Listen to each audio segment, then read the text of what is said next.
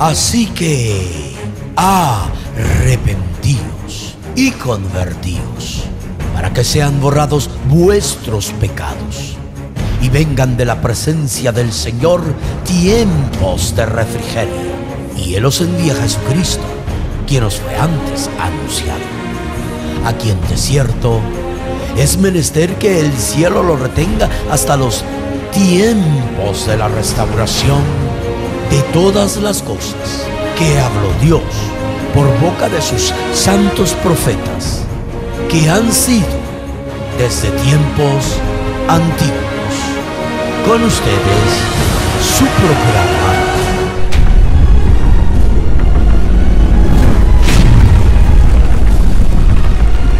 Tiempos de Restauración, con un mensaje de fe, esperanza y amor. Gloria, gloria, gloria al Señor. Bendito sea el Dios y Padre de nuestro Señor Jesucristo, quien nos bendijo con toda clase, con todo tipo de bendición, y sobre todo sentar en los lugares celestes en Cristo Jesús. Una gran bendición poder ser parte de ese grupo de los llamados, de los escogidos, porque no solamente fuimos llamados, muchos son los llamados, y está bien en ser llamado, hay un gran misterio, pero es mejor ser escogido. Gracias al Señor, porque no solamente puso nuestros nombres en el libro de la vida del Cordero, sino porque también colocó nuestros nombres en el libro de la vida, sino porque también colocó nuestros nombres en el libro de la vida del Cordero. Muchos son los llamados, pocos los escogidos. No todos los llamados se van a ir en el rapto, no, pero sí todos los escogidos. Los escogidos son ese grupito que el Señor ha apartado, ha seleccionado, ha escogido para que sean su cuerpo místico. La palabra místico significa espiritual. El cuerpo místico del Señor Jesucristo son los miembros de la iglesia, las vírgenes prudentes, en las que mora el Espíritu Santo, ¿verdad? Y que ahora mismo son Dios sobre la tierra. Nuestro Señor Jesucristo viviendo, nuestro Señor Jesucristo morando en piel humana, viviendo en un cuerpo de carne. Nos vamos a la palabra, vamos a ir allí a ese ministerio quíntuple del profeta Elías, ¿verdad? Estuvimos viendo, hermanos, que la primera parte era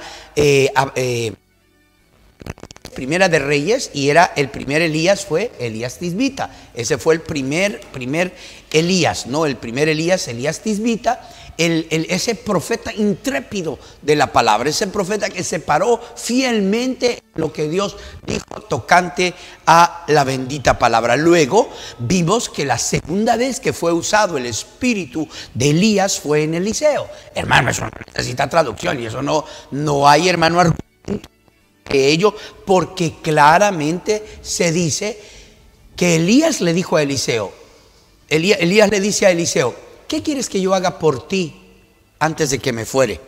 Y le dice Eliseo: que me des una doble porción de tu espíritu.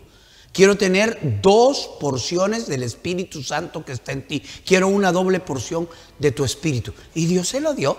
Le dijo Elías: cosa difícil has pedido, Eliseo, pero si tú me ves cuando yo me vaya, entonces tú vas a recibir esa doble porción. Y esa doble porción del espíritu de Elías cayó sobre Eliseo.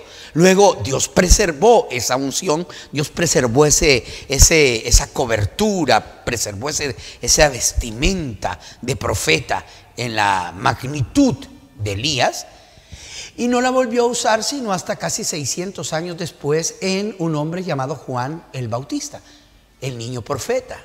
El niño, hermano, que fue anunciado por un ángel a su padre Zacarías, y se dijo que sería profeta del Altísimo. Recibió el Espíritu Santo en el vientre de su madre a la edad de 6 meses. Su mamá también fue bautizada en el Espíritu Santo ese mismo día. La primera vez que labios mortales mencionaron el nombre de nuestro Señor Jesucristo, cuando María la Virgen mencionó el nombre de Jesús, Elizabeth recibió el Espíritu Santo, y el bebé se movió por primera vez en 6 meses, estaba muerto. y recibió el Espíritu Santo. Y su papá, Zacarías, lo recibe el día en el octavo día. Ya hacían 8 días que había nacido el bebé. Iban a ponerle el nombre y le querían poner Daddy Yankee por el pelito, ¿verdad? Pero Zacarías pidió unción, hermano, y Zacarías habló. Tenía 9 meses, casi 10 de estar mudo. Y habló, hermano, y dijo que el nombre del niño era Juan y que era profeta del Altísimo.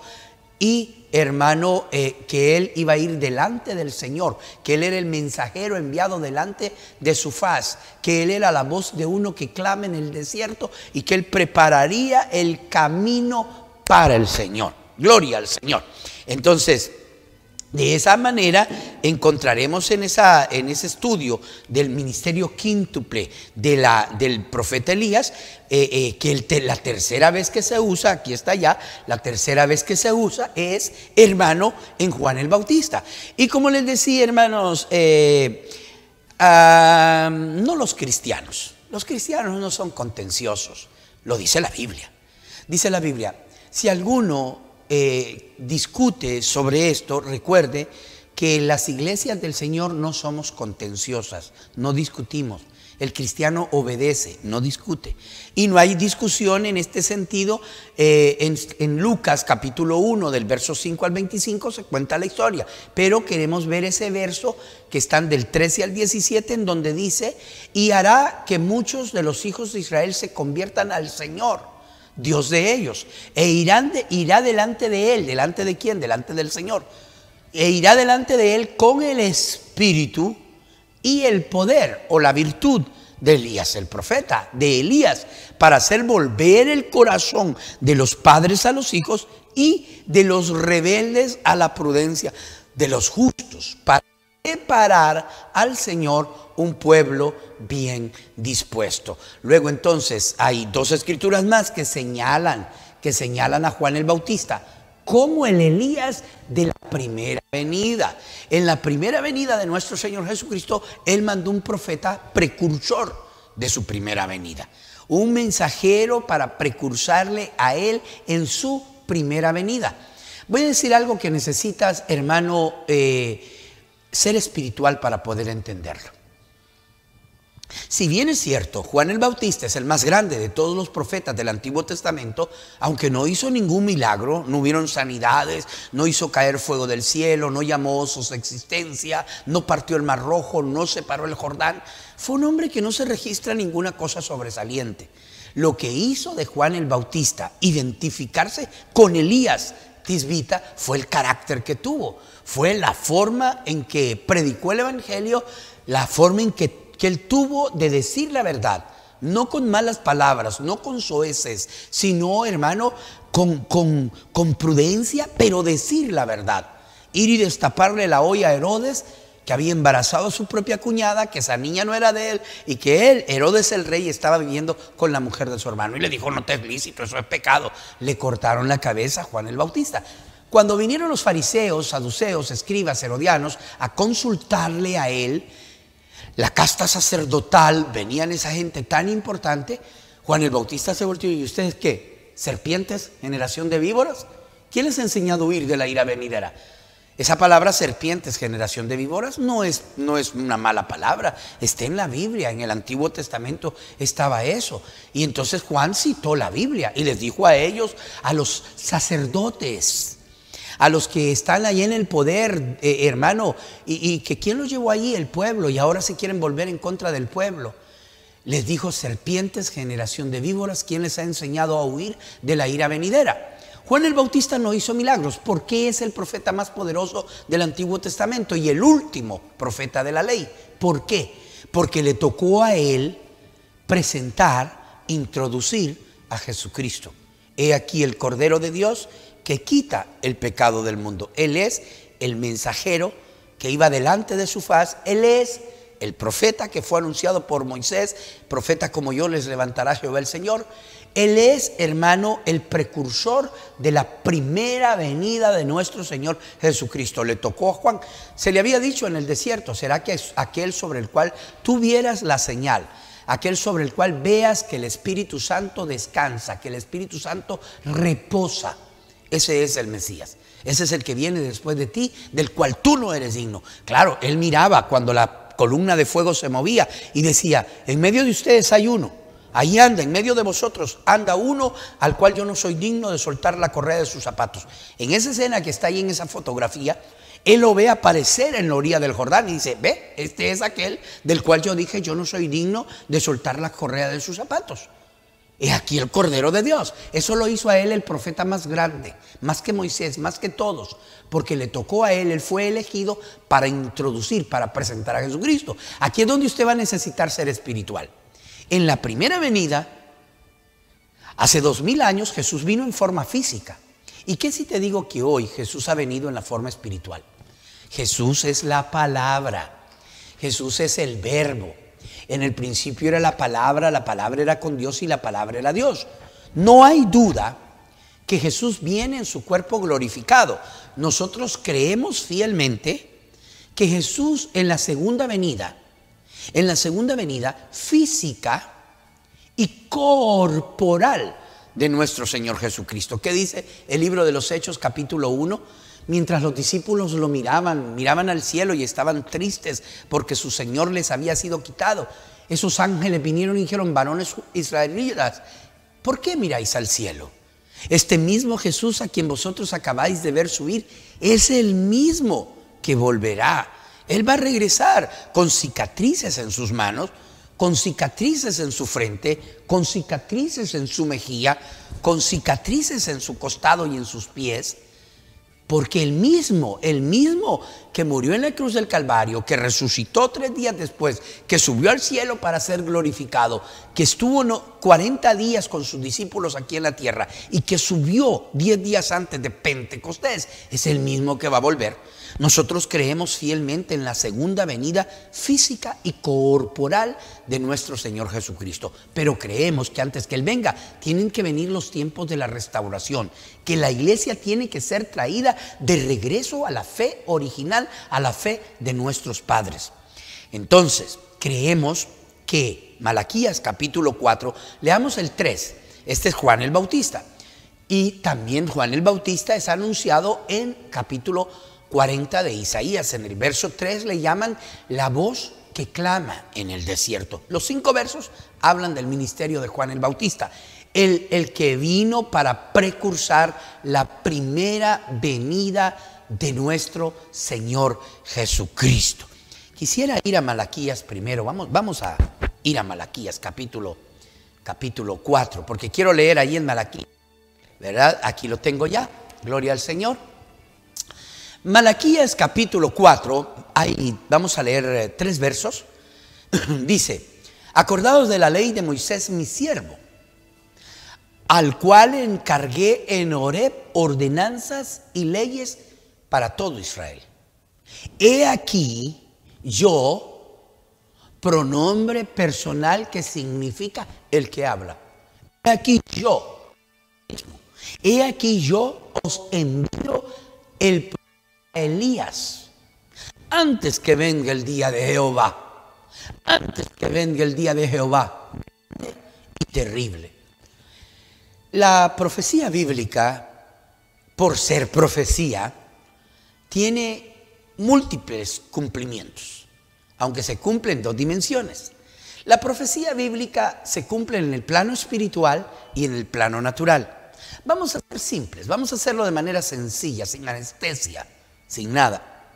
Hay una cita en la Biblia, y ustedes la conocen, que dice: de Egipto llamé a mi hijo. De Egipto llamé a mi hijo. ¿A qué se refería esa escritura? Quienes la conocen saben que se refería a Jacob, a Israel, cuando Dios los saca 400 años después de esclavos, 435 años bajo el liderazgo de Moisés. Ahí se cumple la profecía de Egipto llamé a mi hijo.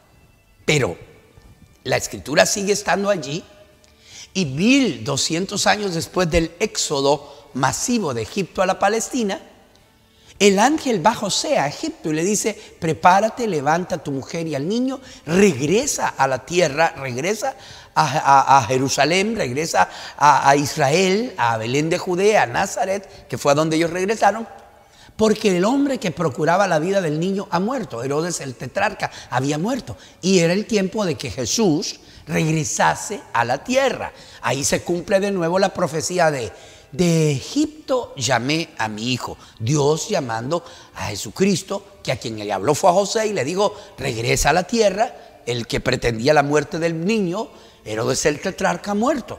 Y regresó José, con María y el niño a la tierra de promesa. Ahí se cumple de una manera más palpable, más literal, más textual: de Egipto llamé a mi hijo. Pero resulta que hace unos años tú y yo estamos en el mundo. En Apocalipsis dice que la ciudad se llama Egipto y Sodoma, en sentido espiritual, y es la ciudad donde murió nuestro Señor Jesucristo, Jerusalén. Egipto es una condición espiritual. Egipto, bailando como egipcios, caminando como egipcios. Egipto es el mundo. Egipto representa el mundo de donde nosotros fuimos llamados. Entonces, tú estabas en Egipto, tú estabas en el mundo y Dios te llamó de Egipto, en el plano espiritual. Se cumplen en el plano físico y en el plano espiritual. Me extendí mucho en esa explicación, pero es que quiero explicarte esto, que esa cita bíblica no solamente tuvo cumplimiento en los días de Juan el Bautista, también tiene cumplimiento en nuestros días y luego volverá a tener cumplimiento a la mitad de la semana 70 de Daniel, en los últimos 3 años y medio. Es decir, esa misma escritura, acordados de la ley de Moisés mi siervo, lo vamos a estudiar en la siguiente capítulo de este estudio, el ministerio quíntuple. Vamos a ver al quinto Elías, que no es otro más que Elías Tisbita, el mismo Elías que estuvo allá en los días cuando esta historia comenzó.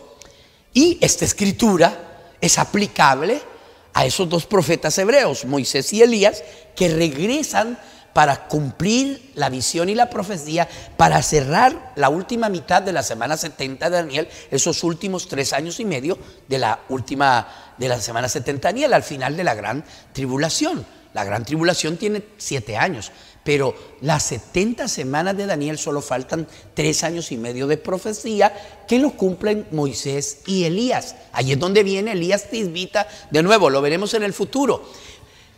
Pero mire lo que dice aquí: he aquí yo os envío a Elías el profeta antes que venga el día de Jehová grande y terrible. El día de Jehová grande y terrible es la gran tribulación, que está presta a comenzar. La gran tribulación no tarda en tomar lugar, en comenzar a desarrollarse delante de nosotros.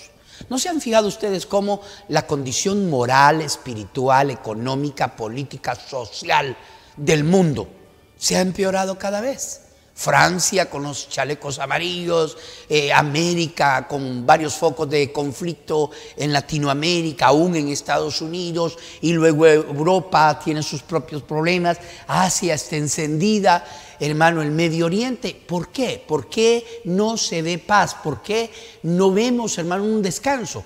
Porque las cosas van empujando hacia un periodo de tribulación, de grande tribulación. Eso es el día grande y terrible. Justo antes que venga, Moisés y Elías aparecen a la mitad de la gran tribulación. Moisés y Elías aparecen justo 3 años y medio antes de la batalla de Armagedón, los últimos 3 años y medio de la 70ª semana de Daniel. Pero antes de que comience el día de Jehová grande y terrible, tiene que venir un profeta llamado con el poder y la virtud de Elías. ¿Cómo lo vamos a identificar? Es sencillo, hermano. Las cosas son simples. Vayan a la Biblia y vean cómo fue Elías, el primer Elías Tisbita. Véanlo cómo fue, la manera de un verdadero profeta. Luego vengan a Juan el Bautista, porque Eliseo, aunque tuvo una doble porción, se pareció más a nuestro Señor Jesucristo que a Elías Tisbita, pero tuvo la unción de Elías. Pero quienes sí tuvieron un ministerio idéntico fue Juan el Bautista y Elías Tisbita. Luego vayan al siglo XX, revisen entre Billy Graham, Oral Roberts, Tilly Osborne, A.A. Allen, Pat Robertson y todos esos predicadores de la década de los 60. William Branham predicó para la iglesia pentecostal, era un bautista pentecostal de 1946 a 1965. Él nació en 1906 y murió en 1965. Gloria a Dios porque murió. porque el ministerio de él fue demasiado grande. 9 personas resucitaron en el ministerio de William Branham. Ciegos que vieron, sordos que oyeron, mudos que hablaron, paralíticos que caminaron. Solo en Bombay, la India, el alcalde de la India fue al hotel, entró a la habitación donde estaba el reverendo William Branham, lo sacó al balcón para que viera el tren pasar. 12 vagones de tren llenos de sillas de ruedas, de muletas, de camillas y de cosas de enfermos pasaron enfrente del hotel. Eso está registrado, hermanos.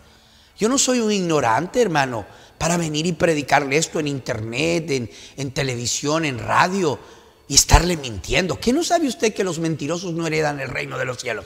¿Qué no sabe usted, hermano, que el que ama y practica la mentira es un perro y se queda afuera? No entran en el reino. Está escrito en la historia, está registrado. Hay fotografías. En Sudáfrica, por ejemplo, hermano, donde 30,000 personas aceptaron en un solo culto. Ahí están las fotografías, ahí están los testimonios de las personas que han sido salvas, mujeres que fueron estériles, que dieron a luz, que habían sido declaradas estériles por la ciencia, muertos. Yo he estado en 5 ciudades, hermano, en donde yo estuve en una ciudad donde hay un certificado de un hombre que murió, había muerto 45 minutos antes. Un niño como de 8 años con su uniforme de escuela, una rastra había pasado por encima de él y parte de este músculo estaba enterrado en el pavimento. Yo comía allí donde él comía. Ahora es un anciano él, tatuado y todo, no es cristiano. En Helsinki, la capital de Finlandia, sí, creo que era Finlandia, Helsinki. Ese muchacho fue resucitado 2 años antes. El Señor le dijo a William Branham que iba a haber esa resurrección. Lo escribieron en la Biblia. Grandes hombres, Demas Shakarian, el líder de hombres cristianos de negocios, y otros hombres, Jack Moore, lo escribieron en la parte de atrás de sus Biblias. 2 años después, en Finlandia, allí estaba el niño. Hay certificado médico. En México, Distrito Federal, yo he estado allí mismo donde el muchacho el niño el niño era recién nacido, 6, 8 meses, murió a las 9 de la mañana, el doctor dio el acta, murió de tifoidea y fue resucitado a las 9 de la noche en la campaña, en medio de un aguacero. El niño volvió a la vida. Hermano, ciegos que vieron, hermano, cantidad de milagros, por supuesto. Si ustedes van al internet y buscan Jesucristo, hermano, van a hallar sandeces. Para mí Jesucristo es Dios, pero para los psicólogos Jesucristo es un loco. Jesucristo, aún para los mismos judíos, Jesucristo no es nadie. Imagínense que hacen perfil psicológico y Mahatma Gandhi anda mejor que Jesucristo. A Jesucristo lo ponen en el número 16. A Dios, a Jesucristo, el Salvador, el que cambió mi vida, el que me arrebató de las llamas del infierno, el que me liberó. Ya debería de estar en el cementerio, en la cárcel o en un hospital de SIDA. Hubiera muerto en los 80 si era un hermano, y con ese carácter de motosierra que yo tenía, saber cuántos muertos tendría ya en el cementerio, o ya me hubieran puesto 3 florcitas en el pecho, o ya estuviera en la cárcel. ¿Cómo se atreve un psicólogo loco, homosexual, a sacar un perfil psicológico de Jesucristo y ponerlo en el número 16 y poner a Nelson Mandela en el 9 y poner a Hitler allá como en el 3 y poner a Jesucristo el Salvador del mundo? Entonces, si hablan mal de Jesucristo, ¿qué no van a hablar de un hombre de Dios llamado William Marion Branham? Amo cuando me pusieron eso allí, ¿verdad? La www. Ya la voy a poner aquí luego. Veamos de nuevo esto, regresemos aquí. Mire lo que dice. Dios envió un profeta, así de frente, voltéeme a ver a la cara. Es la única manera que usted tiene de saber si alguien está diciendo la verdad. Míralo a la cara. En el pasado siglo XX, gracias a Dios porque ya murió, y Dios reprenda a los paganos que están idolatrando a William Branham. Digo esto delante de Dios. Si William Marion Branham estuviera aquí parado, sentado en esta silla, condenaría a los que lo idolatran, condenaría a los que han hecho de William Branham un ídolo, un Dios, los condenaría, porque William Branham lo que hizo fue presentar a Jesucristo. Lo que hizo fue traernos de regreso a la Biblia, a la palabra. Estos infiltrados, adoradores, idólatras que hacen de William Branham un Dios, en el día del juicio no van a hallar cueva del infierno donde esconderse.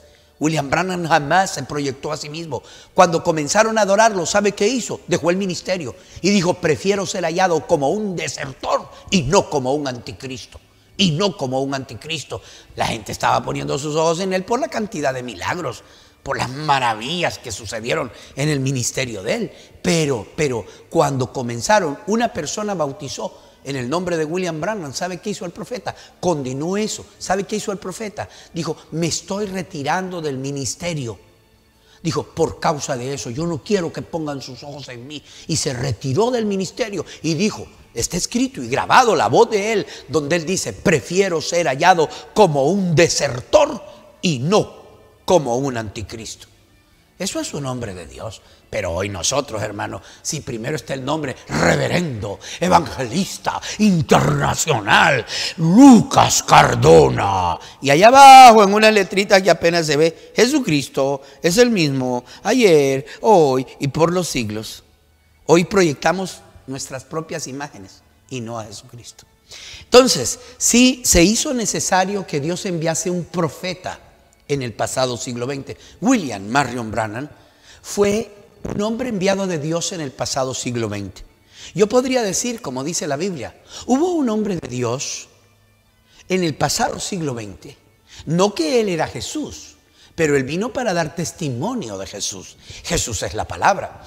Sucedió la vida de William Branham y también he estado ahí, también hay testimonio, hay fotografías, hay periódicos, hay testimonios de cuando el hermano Branham estaba bautizando en el río Ohio, en una campaña, 500 convertidos. Estaba bautizando la número 17 en pleno verano, en el mes de mayo, y se vio una luz color ámbar en el cielo, hermano. Y tras la luz se oyó un trueno. Hay fotografías, periodistas, periódicos que cubrieron la noticia, que estaban allí en el momento. Y se oyó un trueno. Algunos vieron la luz, otros oyeron un trueno. Pero hubo quienes oyeron la voz. Y la voz dijo: a la manera en que Juan el Bautista fue enviado como el precursor de mi primera venida, tu mensaje, no tú, no William Branham, tu mensaje me precursará a mí en mi segunda venida. Gloria a Dios que no era William Branham, porque está muerto y Jesús no está aquí. Si la voz le hubiera dicho, y fue 2 veces que se lo dijo, si la voz le hubiese dicho: tú me precursarás a mí, y Jesús no está aquí todavía, William Branham sería un falso, un verdadero falso, un genuino falso. Pero la voz no dijo eso. La voz dijo: tu mensaje me precursará a mí en mi segunda venida. ¿Y qué es lo que estoy predicándote yo? Su mensaje. ¿Qué predicamos nosotros? El mensaje profético y de restauración que fue traído a través de ese hombre. William Branham trajo un mensaje, y ese mensaje está precursando la segunda venida de Cristo. Ese mensaje es la voz de la resurrección, la voz de la restauración. Ese mensaje, hermano, es el mensaje que nos está trayendo de regreso a la palabra. Es la voz de la restauración. Es, hermano, el mensaje que restaura la fe apostólica. Es decir, el mensaje que predicamos te trae de regreso a la fe original, a la fe de nuestros padres, a la fe de los apóstoles. Solo déjame repetir esta escritura. Malaquías, fíjate qué dice aquí: Él hará volver el corazón de los padres hacia los hijos. Este fue Juan el Bautista, que tomó a los padres, la iglesia hebrea, y la convirtió a los hijos. Jesucristo y los apóstoles. Jesucristo y los apóstoles eran hijos de la iglesia hebrea. Entonces Juan el Bautista restauró, Juan el Bautista hizo volver, convirtió el corazón de los padres, la iglesia hebrea, a la fe de los hijos, los apóstoles y Jesucristo. Pero este otro Elías, gentil, enviado a nosotros en el pasado siglo XX, con un mensaje profético y de restauración para el tiempo del fin, este Juan el Bautista nuestro, este Elías del siglo XX, Elías, el profeta Elías, William Marion Branham, el hombre enviado de Dios en el pasado siglo XX, cumple la otra parte. Y el corazón de los hijos hacia los padres. Nosotros somos los hijos. ¿Los hijos de quién, hermanos? Los hijos de la iglesia hebrea. Nosotros somos los hijos de los apóstoles. Los apóstoles son nuestros padres en la fe y nosotros somos hijos de ellos, de nuestros padres, los apóstoles. Entonces, ¿qué vino a hacer William Branham? Traer un mensaje. Y ese mensaje está preparando al pueblo, está trayendo a la iglesia de regreso al original, de regreso a la fe apostólica, de regreso a la fe de nuestros padres. Está convirtiéndonos a nosotros, los hijos, a la fe de nuestros padres, los apóstoles. Ve y no sea que yo venga y con destrucción hiera la tierra. Ahí te dejo muchas escrituras tocantes a William Branham que estaban escritas en la palabra del Señor y que tienen que ver con el ministerio de este hombre, nacido en 1906, que muere en 1965, ya lo dije, gracias al Señor, y que puedes hallar su historia en www.branham.org. Ahí están algunas citas de él.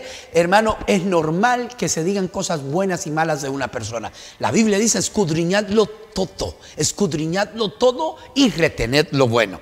Escudriñadlo todo y retened lo bueno. Entonces, comas el pollo, ponga a un lado los huesos. Comas el pescado, ponga a un lado las espinas. Así lo dijo William Branham. Y cierro con este testimonio. Me tocó estar parado ahí también, en la vieja cabaña, en la vieja cabaña del molino de Greens Mill, ¿verdad? En la cabaña del viejo molino abandonado de Greens Mill, en donde la noche del 7 de mayo de 1946, a las 11 de la noche, el pilar de fuego bajó a esa cabaña, a esa vieja cabaña, a la cabaña del viejo molino abandonado de Greens Mill. Bajó el pilar de fuego. Y de adentro del pilar de fuego salió un ángel. Vino caminando y se paró delante de ese hombre campesino humilde llamado William Branham y le dijo: a la manera en que Juan el Bautista fue enviado como el precursor de mi primera venida, no temas, le dijo. Yo he sido enviado de la presencia misma del Señor para decirte que tú has sido enviado. Y oiga lo que le dijo, mire lo que le dijo: tú vas a traer un mensaje que me precursará a mí en mi segunda venida. No William Branham, gloria a Dios que está muerto, gracias a Dios que está en la tumba, déjelo ahí. Pero su mensaje, el mensaje que te predicamos, ese mensaje es el precursor de la segunda venida de Jesucristo. Ese mensaje es lo que nos está trayendo de regreso a la fe original, a la fe apostólica, a la fe de nuestros padres, a la fe de la iglesia primitiva. Que el Señor te bendiga.